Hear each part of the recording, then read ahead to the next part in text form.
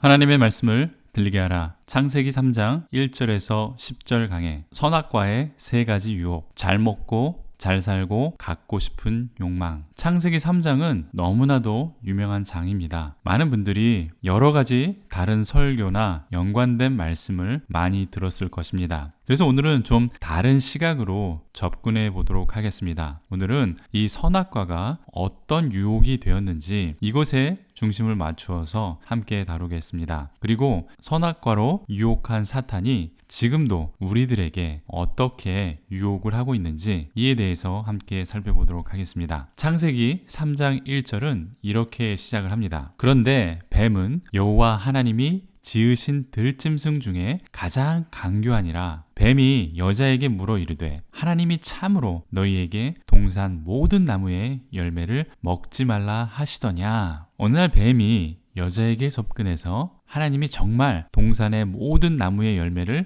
먹지 말라고 하셨어? 이렇게 물어보는 것입니다. 놀라운 사실은 뱀은 사람과 대화를 합니다. 태초에 뱀처럼 지혜롭고 말할 수 있는 짐승이 어쩌면 있었는지도 모르겠습니다. 이 뱀은 우리가 지금 보는 것과 매우 큰 차이가 있다는 것을 알 수 있습니다. 어쩌면 지금에 있는 뱀과는 전혀 다른 그러한 짐승일 수 있습니다. 어쨌든 이것은 중요한 것이 아니고 이 뱀은 사탄의 앞잡이, 대변인을 하면서 사탄을 상징하고 있습니다. 사탄을 대신해서 여자를 유혹하고 있는 것이죠. 뱀의 질문은 하나님을 의심하게 하는 것입니다. 하나님께서 참으로 정말로 그렇게 말씀하셨냐? 이렇게 물었죠. 지금도 마찬가지입니다. 성경에 정말 나오냐? 성경을 정말 그렇게 해석해야 하냐? 그건 다르게 해석해야 한다. 그건 이렇게 해석해야 한다. 우리가 해석하는 것만이 바른 해석이고 정답이다. 이렇게 말하는 사람들이 많이 있습니다. 이와 비슷하죠? 이때 하와는 틈을 보입니다. 이 틈을 뱀은 아주 매끄럽게 미끄러져 들어갑니다. 여자는 이렇게 말하죠. 에덴 동산에 있는 열매는 먹을 수 있지만 동산 중앙에 있는 열매는 먹지도 만지지도 말라. 죽을 수도 있다. 하나님께서는 이렇게 말씀하셨다고 하와는 말합니다. 죽을 수도 있는 것이 아니라 정령 죽는다고 말씀하셨는데 참으로 죽는다고 말씀하셨는데 죽을 수도 있다. 하나님의 말씀을 이렇게 이해하고 해석을 했던 것이죠. 이 틈을 뱀이 놓칠 리가 없죠. 아주 매끄럽게 그 틈을 이용을 합니다. 결코 죽지 않는다. 4절에서 말하죠. 그것을 먹으면 눈이 밝아져서 하나님과 같이 되어서 선악을 알게 된다. 이렇게 말합니다. 그 말을 들으니까 갑자기 선악과가 보이기 시작합니다. 눈에 들어오기 시작하는 것이죠. 6절을 보겠습니다. 여자가 그 나무를 본즉 먹음직도 하고 보암직도 하고 지혜롭게 할 만큼 탐스럽기도 한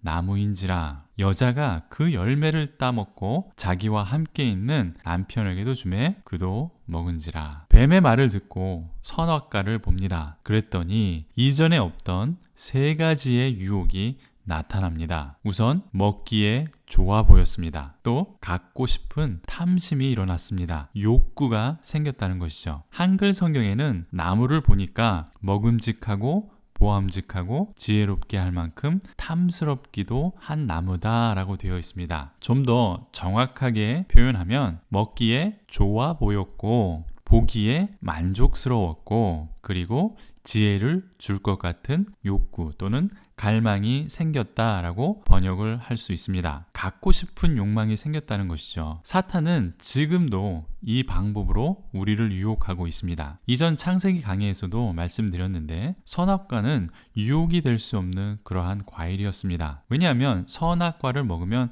하나님처럼 된다고 했는데 사람은 처음부터 하나님처럼 창조되었습니다. 그리고 하나님처럼 선악을 알게 된다라고 했는데 사람은 무엇이 선이고 무엇이 악인지 이미 알고 있었습니다. 그런데 이게 무슨 유혹이 되겠습니까? 하나님처럼 창조되었고 이미 선도 악도 무엇인지 구별할 수 있었는데 말이죠. 그런데 뱀이 유혹을 하자 사람은 이제 선악과에 관심을 가지고 욕망이 생겨나게 되는 것입니다. 사탄은 예수님을 시험할 때에도 이와 같은 방법으로 예수님을 유혹했습니다. 예수님께서 40일 동안 금식을 하시고 사탄에게 시험을 받으십니다. 첫째, 사탄은 돌을 떡이 되라 라고 말했습니다. 먹음직하다, 먹는 것으로 유혹했던 사탄은 예수님께도 똑같이 먹을 것을 만들으라 이렇게 유혹을 합니다. 이때 예수님은 마태복음 4장 4절에 사람이 떡으로만 살 것이 아니요 하나님의 입으로 나오는 모든 말씀으로 살 것이라 이렇게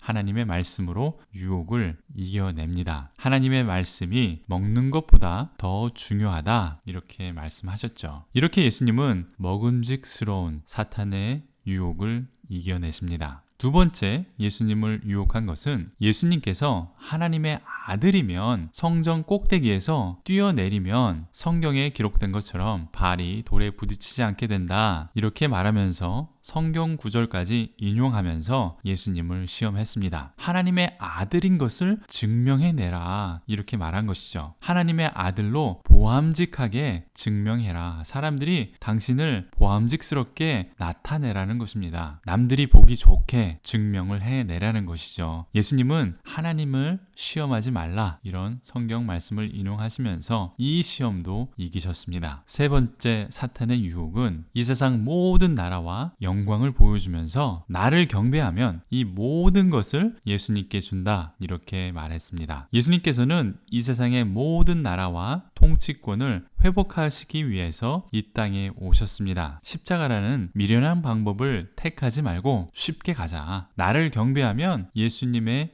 미션은 한 번에 이루어진다. 이 모든 주권을 예수님께 주겠다. 이렇게 유혹을 합니다. 쉽게 갈 수 있는 욕망, 갈망으로 유혹한 것이죠. 아주 쉽게 이 세상의 모든 영광과 권세를 갖고 싶은 욕망으로 채워준 것입니다. 그렇지만 예수님은 이 욕망과 이 갈망을 이겨내시죠. 아주 미련한 십자가의 방법을 택하십니다. 이처럼 사탄은 지금도 우리들에게 같은 전략으로 접근을 하고 있습니다. 우리의 삶 속에도 또 교회 내에도 이런 식으로 지금도 유혹하고 있습니다. 안타까운 일이지만 많은 교회들이 목사님들이 설교하시고 가르치는 것이 잘 먹고 잘 사는 문제라는 것입니다. 이렇게 하면 축복받는다. 성경에 이렇게 하면 성공한다. 이렇게 말씀하시는 목사님들이 너무나도 많습니다. 많은 목사님들이, 아니 대부분의 목사님들이 전도사 시절부터 부목사 시절까지 또 작은 교회에서 목회하시면서 소위 찢어지게 가난하고 잘 먹지 못합니다. 그런데 잘 먹고 잘 사는 설교를 하면 성도들이 은혜 받고 숫자적으로 성장한다는 것입니다. 그러면 성도들도 좋은 말을 들어서 좋고 목사님도 교회가 커져서 잘 먹을 수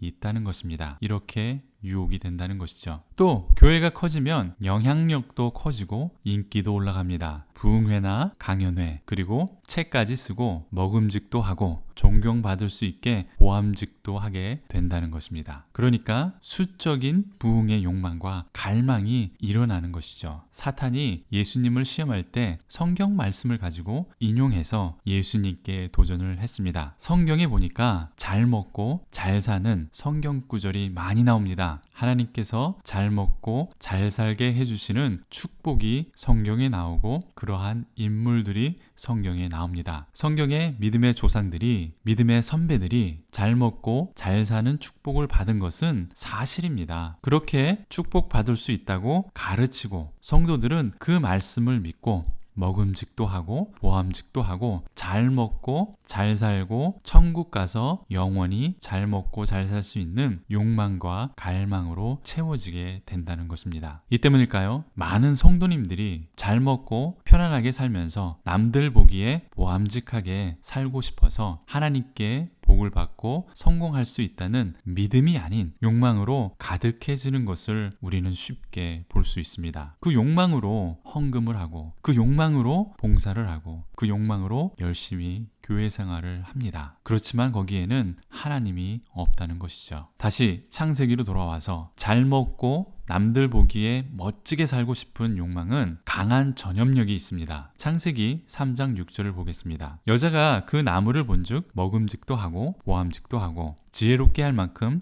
탐스럽기도 한 나무인지라. 여자가 그 열매를 따먹고 자기와 함께 있는 남편에게도 주매 그도 먹은지라. 여자가 남편에게도 주니까 거부감 없이 그냥 받아 먹었다는 것입니다. 코로나보다 더 빠르게 전파되는 이 문제는 아파도 아픈지도 모른다는 것이 가장 큰 문제입니다. 그러면 우리가 어떻게 먹음직도 하고 보암직도 하고 욕망으로 가득 차 아프다는 것을 어떻게 알 수 있을까요? 어떻게 병들었다는 것을 진단받을 수 있을까요? 그 진단은 8절에 나타납니다. 그들이 그날 바람이 불 때 동산에 거니시는 여호와 하나님의 소리를 듣고 아담과 그의 아내가 여호와 하나님의 낯을 피하여 동산나무 사이에 숨은지라. 아담과 하와는 선악과를 먹고 범죄한 후에 여호와 하나님의 낯을 피하여 숨었다라고 되어 있습니다. 하나님의 얼굴을 피하여 숨었다는 것이죠. 이 얼굴은 인격을 말하는 것입니다. 그리스어로 인격이라고 하는 것은 페르소나라는 단어입니다. 페르소나는 영어의 인격이라고 하는 personality의 어원이 됩니다. 페르소나는 원래 연극 배우들이 쓰는 가면을 말하는 것이고 얼굴이 그 사람을 나타내는 인격이다라고 말하는 것이죠. 구약 성경에서도 마찬가지입니다. 주의 얼굴, 하나님의 얼굴은 하나님의 존재이고 하나님의 인격입니다. 우리가 하나님과 얼굴과 얼굴을 맞댄다라는 표현이 성경에도 있습니다. 인격과 인격이 만난다는 것이죠. 인격적인 관계라는 것입니다. 이 인격적인 관계가 끊어진 것이 바로 선악과부터 시작이 되었습니다. 우리는 이 인격적인 관계를 회복해야 합니다. 죄는 하나님과 우리를 인격적인 관계로부터 끊어 놓았습니다. 이 인격적인 관계, 얼굴과 얼굴을 맞대는 관계를 회복해야 합니다. 잘 먹고 잘 살고 성공하고 싶은, 소유하고 싶은 이 욕망으로부터 가득 찬 신앙은 하나님과의 인격적인 관계를 약화시키거나 회복시키지 못하는 증상으로 나타나는 것입니다. 그렇다면 어떻게 사탄의 유혹에서 벗어나고 하나님과 얼굴과 얼굴을 맞대는 인격적인 관계를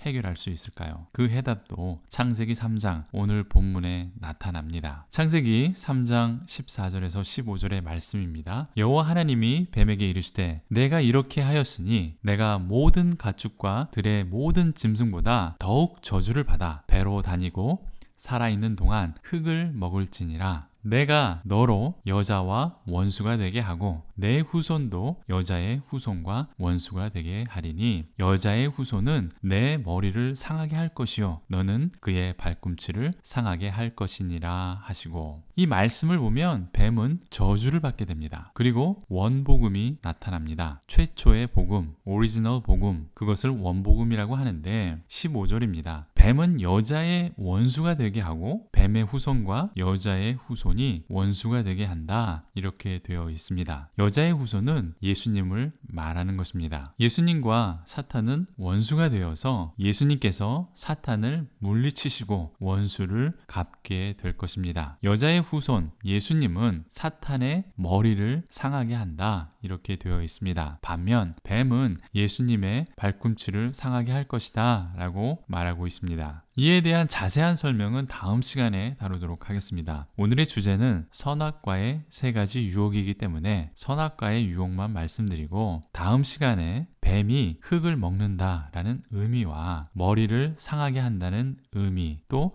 발꿈치를 상하게 한다는 의미를 자세히 유대인의 문화적 개념으로 말씀드리겠습니다. 이제 결론을 내리겠습니다. 결국 예수님께서는 사탄의 머리를 깨뜨리시고 사탄을 이기시게 됩니다. 그리고 사탄에게 빼앗겼던 우리를 하나님의 자녀로 회복시키고 하나님과 인격적인 관계를 회복시켜 주십니다. 이것이 십자가에서 예수님께서 그분의 피로 이루신 사건입니다. 선악과는 아담과 하와에게 3가지의 유혹을 던졌습니다. 선악과는 먹음직해 보였습니다. 먹고 사는 인간의 기본적인 문제를 해결할 수 있는 유혹이었죠. 또 선악과는 보암직했습니다. 잘 살고 싶은 인간의 욕망입니다. 남들에게 보이고 싶고 사회적 위치와 존경도 잘 보이고 싶은 이에 해당하는 것이죠. 좋은 차, 좋은 집, 좋은 직장, 이것의 인간의 기본적인 욕망입니다. 여러분들이 페이스북이나 인스타그램 같은 SNS를 보십시오. 이런 것을 자랑하는 사람들로 가득 차 있습니다. 그리고 인간은 원하는 것을 갖고 싶고 소유하고 싶은 욕망과 갈망이 세 번째로 나타난다는 것이죠. 수단과 방법을 가리지 않고 사탄에게 절하면 온 세상을 가질 수 있다는 달콤한 유혹을 예수님께도 똑같이 했다는 것이죠. 잘 먹고 잘 살고 갖고 싶은 욕망은 우리 신앙과 교회에도 깊이 파고들었습니다. 예수 믿고 이 세상에서 잘 먹고 잘 살고 천국에서도 영원히 잘 먹고 잘 사는 복음으로 변질되어 있다는 것입니다. 하나님과 얼굴과 얼굴을 맞대고 인격적으로 사랑하는 관계에는 관심이 전혀 없습니다. 심지어 이것이 제일 중요한 것이라고 가르치지도 않습니다. 바로 이것이 현대판 선악과를 바라보고 하나님의 말씀을 왜곡하면서 먹지도 말고 만지지도 말며 혹시 죽을 수도 있다, 이렇게 자의적으로 해석하고 있다는 것입니다. 저와 여러분들은 날마다 있는 선악과의 유혹에서 벗어나서 예수 그리스도께서 십자가에서 사탄을 이기시고 회복하신 하나님과의 인격적인 관계를 부여잡으시기 바랍니다. 날마다 인격적인 관계를 회복하셔서 하나님과 더욱 가까이 사랑하는 관계가 되시길 간절히 축원드립니다. 아멘. 도움이 되셨습니까? 질문이나 다른 의견이 있으시면 댓글을 남겨주십시오. 구독과 좋아요를 눌러주시면 계속해서 살아계신 하나님의 말씀인 성경 말씀을 함께 나누실 수 있습니다. 잘 먹고 잘 살고 갖고 싶은 욕망으로 넘쳐나는 이 세상에서 하나님과 얼굴과 얼굴을 맞대는 인격적인 관계가 널리 회복될 수 있도록 이 영상을 카톡이나 SNS로 나누어 주십시오. 제가 교인들을 빼앗아 가는 것도 아니고 성도들을 미혹하는 것도 아닙니다. 한국 교회가 예수 그리스도로 하나님의 말씀으로 변화될 수 있도록 이 말씀 사역에 동참해 주십시오. 감사합니다.